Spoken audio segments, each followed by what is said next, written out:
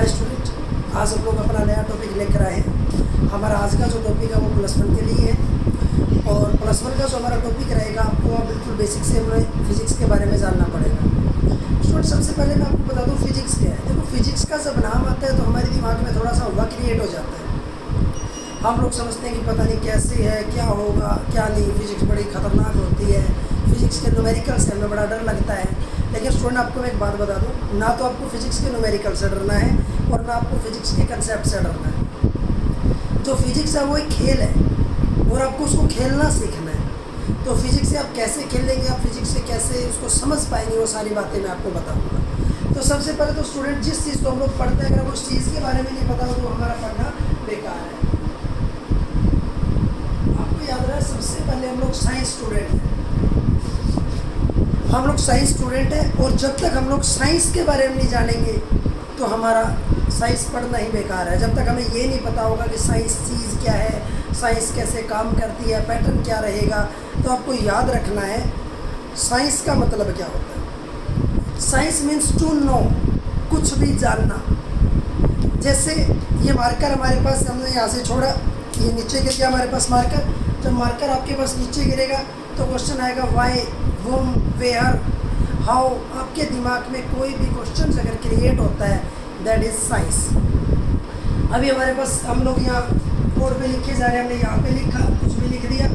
अभी लिखा जा रहा है तो वाई, वुम, वेयर, विच, कुछ भी आपके दिमाग में क्वेश्चन आए, क्यों लिखा जा रहा है, कहाँ लिखा जा रहा है, कैसे लिखा जा रहा है, वुम, वाई, विच, वेयर, हाउ, कुछ भी दिमाग में क्वेश्चन आता है उसको हम लोग बोलते हैं साइंस। ये बात आपको याद रखनी है। अब जब हम लोग साइंस पढ़ते हैं तो हमें साइंस का बेसिक पता होना चाहिए। बेसिक में साइंस कहाँ से आया, इसका मतलब क्या होता है, तो आपको याद रखना है साइंस एक शब्द से लिया गया है, वो शब्द है साइंटिया।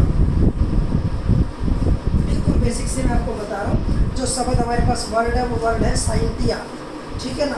और ये वर्ड कौन सी भाषा का, आपको याद रखना है लैटिन लैंग्वेज का वर्ड है। ये लैटिन जो भाषा होती है उसका वर्ड है साइंटिया और इस साइंटिया से बना है हमारे पास साइंस।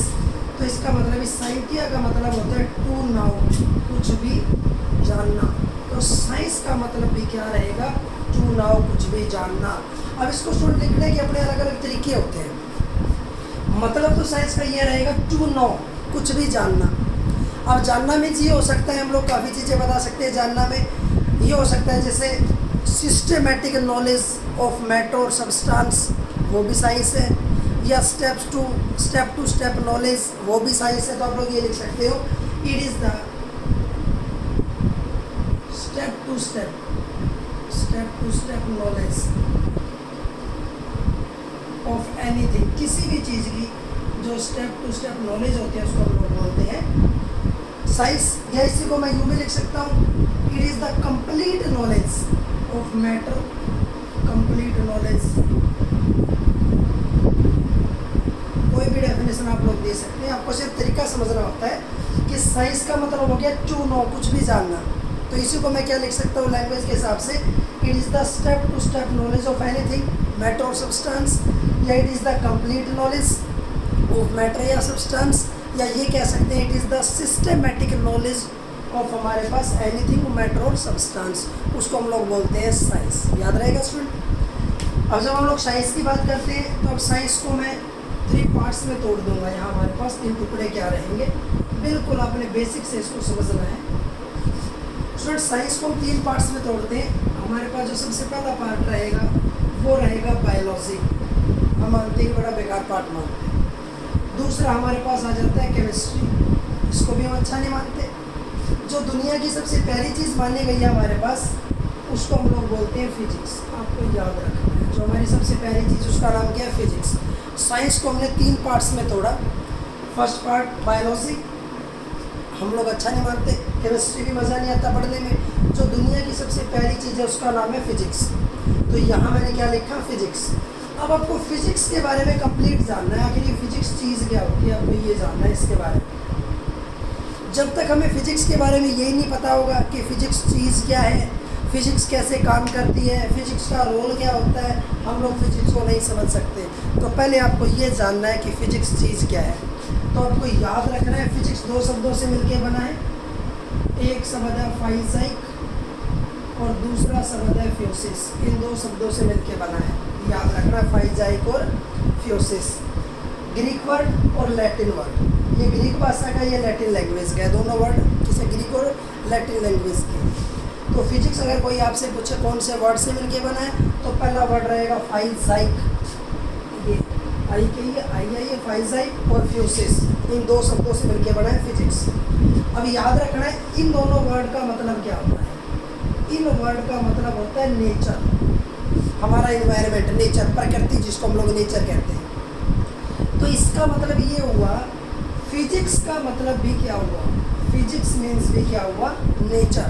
तो फिजिक्स हमें किसके बारे में बताएगा, फिजिक्स हमें नेचर के बारे में बताएगा। तो आपको याद रखना है साइंस की वो ब्रांच, साइंस का वो हिस्सा जो हमें किसके बारे में बताएगा, नेचर के बारे में, प्रकृति के बारे में, या फिर नेचुरल प्रोसेस, या फिर हम लोग क्या लिखेंगे, नेचुरल प्रोसेस। किताबें इसको फेनोमेना बोल देती है, ठीक है ना। तो आपको याद रखना है it is the branch of science, science का वो हिस्सा विच टेल्स अस, जो हमें बताएगा about nature and natural process. तो मैं डेफिनेशन लिखने जा रहा हूँ स्टूडेंट, आपको याद रखना है it is the branch of science which tells us about nature and natural process। याद रखना है साइंस का वो हिस्सा जो हमें नेचर के बारे में और नेचुरल प्रोसेस के बारे में बताएगा, उसको मैं क्या नाम दूंगा, उसका नाम हमारे पास रहेगा फिजिक्स। तो फिजिक्स ने किसके बताया है, नेचर के बारे में और नेचुरल प्रोसेस। देखो नेचर हमारी प्रकृति जो आजकल है, और नेचुरल प्रोसेस में क्या आता है, नेचुरल प्रोसेस के अंदर स्टूडेंट हमारे पास क्या क्या चीज़ें आती है, नेचर में क्या क्या हो रहा है। जैसे सुबह सूरज निकलता है, शाम को छिपता है, सनसेट एंड सनराइज फिजिक्स बताती है। रेन बारिश आती है, फिजिक्स बताएगी। विंड ब्लोइंग हवा चलती है, आंधी तूफान आते हैं, स्टॉर्म आते हैं, ठीक है ना। ये मार्कर जो है नीचे गिरेगा, फिजिक्स बताएगी। दुनिया में जितने भी ये प्रोसेस होते हैं, इन सब के बारे में कौन डिस्कस करता है, फिजिक्स डिस्कस करती है।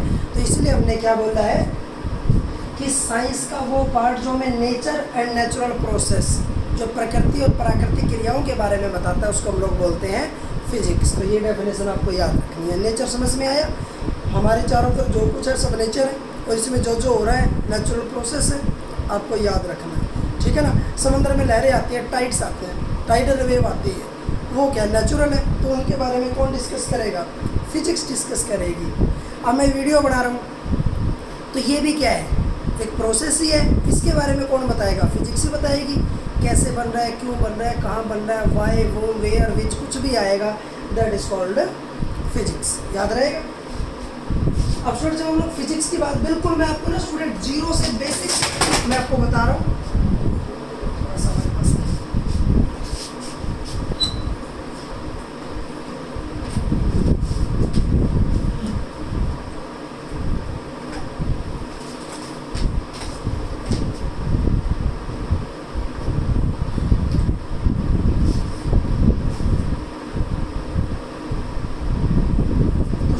डिस्कस करेंगे।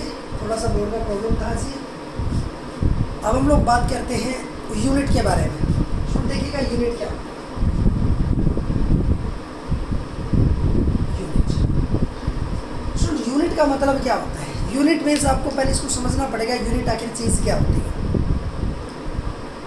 स्टूडेंट हमने आपसे कहा कि यूनिट के बारे में सिंपल सी बात आ रही है हमारे पास। यूनिट क्या होती है, आप घर जाइएगा और घर जाके आप मम्मी को बोलिएगा, या मम्मी आपसे फ़ोन पे पूछते हैं बेटा घर कब आओगे, आप कह देना 500 500 और आप कॉल काट देना। मम्मी को कुछ समझ में नहीं आएगा। आप किसी शॉपकीपर के पास, किसी दुकानदार के पास जाते हैं और उस दुकानदार को जाके आप लोग बोलते हैं कि अंकल चीनी दे दो। कितनी, आप कह दो कि 50 चीनी दे दो, कोई मतलब नहीं बनता। किसी कपड़े के दुकानदार को आप जाके बोलते हो 100 कपड़ा दे दो, कोई मतलब नहीं बनता। क्योंकि जब तक हम किसी चीज़ के पीछे किलोग्राम ग्राम नहीं लगाएंगे, हम उस चीज़ को मेज़र नहीं कर सकते। तो याद रखना है, हमने किसी चीज़ के पीछे लगा दिया केजी, तो किलोग्राम बन गया, हम उसके पीछे लगा देंगे एम या मीटर, हमारे पास ये बन गया। हम लगा देंगे सेकंड। आप किसी दुकानदार को जाके बोलेंगे शॉपकीपर को कि 50 केजी 50 किलोग्राम आपको चीनी चाहिए, वो आपको प्रोवाइड कर देगा। आप बोलेंगे कि मम्मी का फ़ोन आया, कब आओगे? आपने कहा मम्मी 50 मिनट के बाद आऊँगा, मम्मी समझ जाएंगे। आप कहोगे 50 सेकंड के बाद आऊँगा, मम्मी समझ जाएंगे। तो पीछे मिनट, सेकंड, आवर, किलोग्राम, ग्राम लगाने से किसी चीज़ को मेज़र किया जा सकता है, किसी चीज़ को मापा जा सकता है। तो आपको याद रखना है, किसी चीज़ को मापने का जो पैटर्न होता है, किसी चीज़ को मापने का तरीका होता है, उसको यूनिट बोलते हैं। तो आपको डेफिनेशन याद रखनी है, स्टैंडर्ड ऑफ मेजरमेंट मीन्स किसी चीज़ को मापने का तरीका। Standard of measurement is called unit. किसी चीज़ को मापने का तरीका, सिस्टम, पैटर्न को हम लोग यूनिट बोलते हैं। तो मैंने यहाँ क्या लिखा? स्टैंडर्ड ऑफ मेजरमेंट, किसी चीज़ को मापने का तरीका। जैसे केजी लगा दिया तो किलोग्राम समझे, इजीली समझ जाएंगे। एम लगाने से मीटर समझे, एस लगाने से सेकंड समझे। तो किसी चीज़ के पीछे यूनिट लगाने के बाद हम उस चीज़ को मेज़र कर सकते हैं, हम उस चीज़ को माप सकते हैं। ये बात आपको याद रखनी है। अब बात आती है एडवांटेज, इसके फ़ायदे क्या होंगे? एडवांटेज के फ़ायदे क्या होंगे? ठीक है, सबसे पहला फ़ायदा होता है स्मॉल साइज़। देखिएगा, यूनिट का साइज़ छोटा होता है। मैंने एक छोटा सा लिखा आपके सामने, केजी लिखा मैंने, बिल्कुल छोटा सा केजी। तो केजी लिखते आपके दिमाग में आ गया किलोग्राम। मैंने आपके सामने छोटा सा लिखा एम, और एम लिखते आपके दिमाग में क्या आ गया? मीटर। एस लिखते दिमाग में क्या आ गया? सेकंड। तो इसका फ़ायदा क्या हुआ कि स्मॉल साइज़, यूनिट का साइज छोटा होता है। ये पहला एडवांटेज है, पहला फ़ायदा रहेगा आपके पास। ये बात आपको याद रखनी है। दूसरा देखिएगा, मैंने आपसे कहा ईजी टू अंडरस्टैंड। यूनिट को समझना और समझाना काफ़ी आसान होता है। जैसे मैंने आपसे कहा 1 किलोग्राम में कितने ग्राम होते हैं? 1000 ग्राम होते हैं। क्या आपको ये बात समझने में दिक्कत आई? कोई प्रॉब्लम नहीं आई?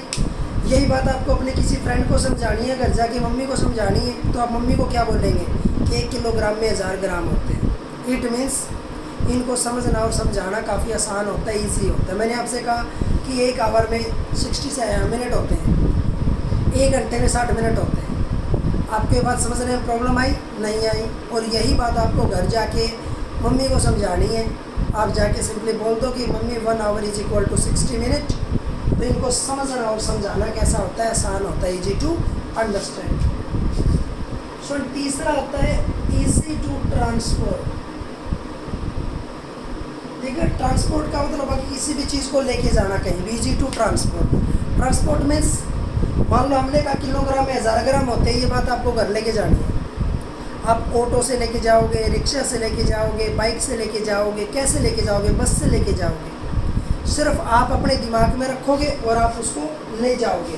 तो मीन्स यूनिट का ट्रांसपोर्टेशन, उसको कहीं भी लेके जाना बड़ा आसान होता है। ईजी टू ट्रांसपोर्ट हम लोग बोलते हैं। कहीं भी ले जाना हो यूनिट को हम लोग ईजीली ले जा सकते हैं, ईजी टू ट्रांसपोर्ट। फोर्थ आ जाता है not affected by physical condition. Not affected by physical condition.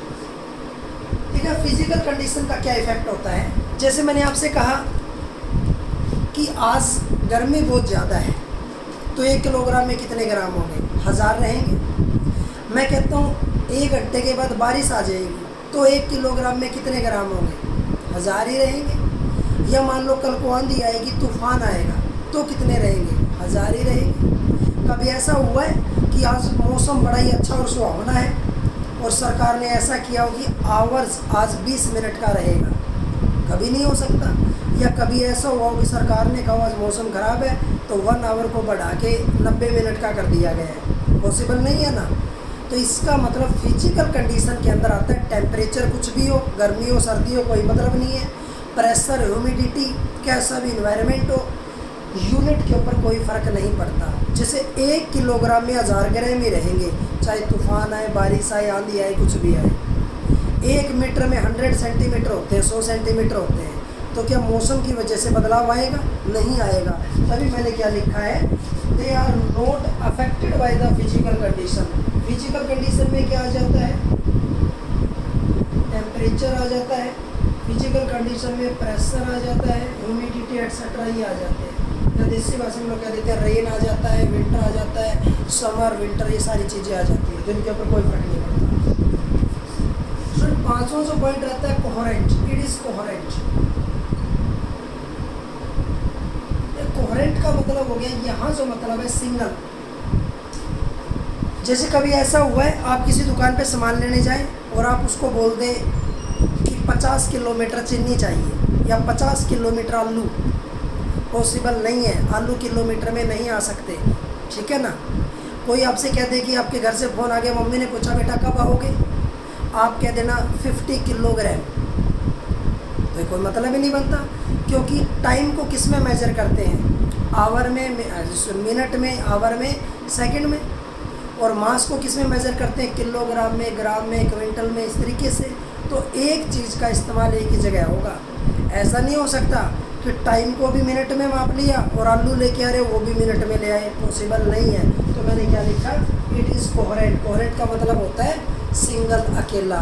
तो दोबारा से सुनिएगा, unit means standard of measurement is called unit. Advantage first one is small size, इनका साइज छोटा होता है, जैसे देखो छोटा साइज है यूनिट का, स्मॉल साइज। दूसरा मैंने कहा इजी टू अंडरस्टैंड, मीन्स इनको समझना और समझाना, अंडरस्टैंडिंग में इजी होते हैं, इजी टू अंडरस्टैंड। थर्ड मैंने लिखा easy to transport, transport means कहीं भी लेके जाना हो, तो किलोग्राम में 1000 ग्राम, मीटर में 100 सेंटीमीटर कहीं भी लेके जाओगे तो गाड़ी की ज़रूरत नहीं है, अपने दिमाग में रख के ले जा सकते हो, तो इजी टू ट्रांसपोर्ट। फोर्थ मैंने लिखा not affected by physical condition, इनके ऊपर फिजिकल कंडीशन का कोई फ़र्क नहीं पड़ता। फिजिकल कंडीशन में क्या हो जाती है, फिजिकल कंडीशन में आ जाते हैं गर्मी, सर्दी, मौसम, बारिश, टेम्परेचर, इन चीज़ों का कोई फ़र्क नहीं पड़ता। तो मैंने क्या लिखा, टेम्परेचर, प्रेशर या फिजिकल कंडीशन का कोई फ़र्क नहीं पड़ता।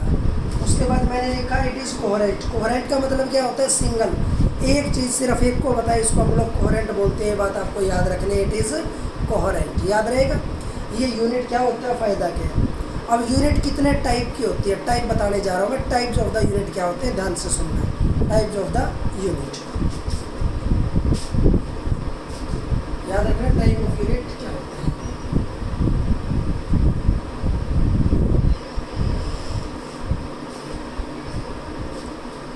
यूनिट के टाइप कितने तरीके के होते हैं, हमारे पास 2 टाइप की यूनिट होते हैं, टाइप्स ऑफ द यूनिट।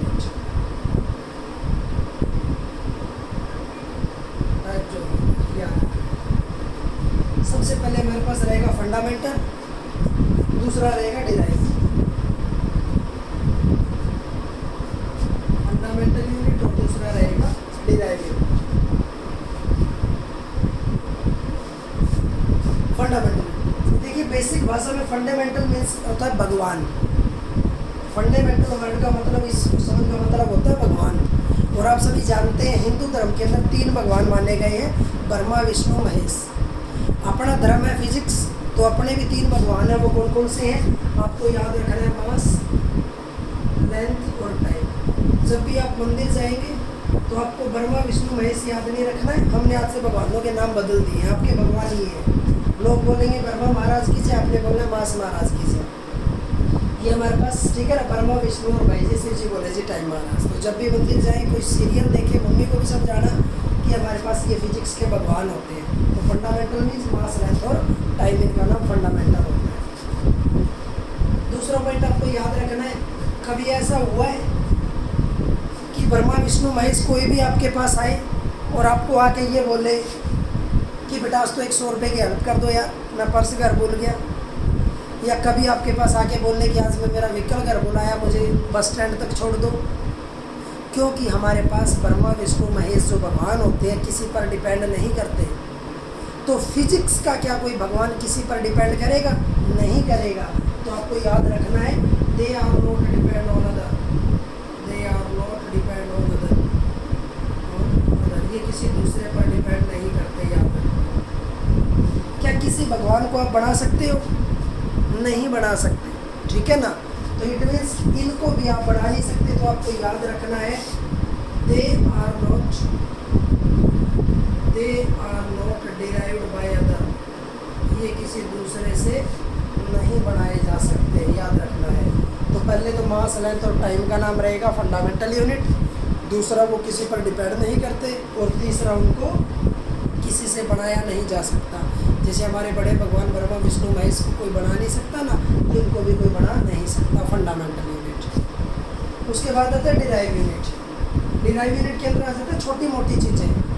छोटी मोटी चीज़ें हमेशा बड़ी चीज़ों से बनी होंगी, तो जो इन तीनों की हेल्प से बनेगा, जो इन तीनों की मदद से बनेगा, उसका नाम क्या होता है? Derive unit. तो आपको याद रखना है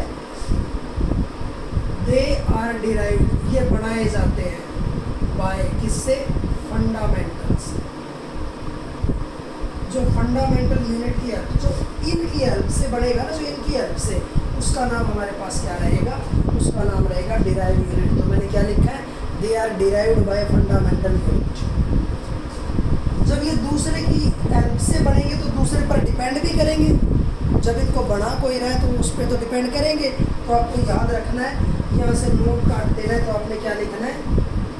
दे डिपेंड्स ऑन अदर, वो दूसरे के ऊपर डिपेंड करते हैं, आपको याद रखना है। तीसरा, ये किसी से बढ़ाए जा रहे हैं तभी तो बने हैं, तो आपको वही याद रखना है। यहाँ से नोट हटा दो, चाहे एक पॉइंट और बन जाएगा। दे आर डिराइव्ड बाय, ये किसी दूसरे से बनाए जा सकते हैं, दे आर डिराइव्ड बाय, याद रखना। जैसे एग्जांपल के लिए मैंने लिखा स्पीड। स्पीड क्या होता है? Distance by time. तो ये लेंथ है और ये टाइम है। देखो आगे ना, लेंथ और टाइम, इन दोनों की हेल्प से बना स्पीड। तो कौन सा रहेगा हमारे पास? स्पीड जो रहेगा वो रहेगा डिराइव। उसके बाद आ गया हमारे पास एरिया। एरिया हो गया लेंथ इनटू ब्रेड्थ, तो दोनों लेंथ है, तो इसके अंदर आ गया। तो आपको याद रखना है। तो स्टूडेंट, आज का हमारा ये टॉपिक था, जो आपको बड़े अच्छे से ठंडे दिमाग से समझना था, आपको उसको अच्छे से याद करना था, ठीक है ना। तो ये हमारा बेसिक था, और नेक्स्ट वीडियोस के अंदर हम और भी अच्छे अच्छे टॉपिक आपके पास कंसेप्ट हम लेकर आते रहेंगे, ठीक है ना। बस मेन कंसेप्ट क्या है, आपको फिजिक्स को अच्छे से समझना पड़ेगा, पढ़ना पड़ेगा, ठीक है ना। आगे हम इसका न्यूमेरिकल्स भी पढ़ेंगे। इसकी डेफिनेशन के ऊपर एक न्यूमेरिकल आता है जो बड़ा ही खतरनाक होता है, लेकिन मैं आपको 1 सेकंड में उसको सोल्व करना सिखाऊंगा कि वो न्यूमेरिकल आपने कैसे सोल्व किया, ठीक है ना। बस आप चीज़ों को समझते रहिएगा। जी।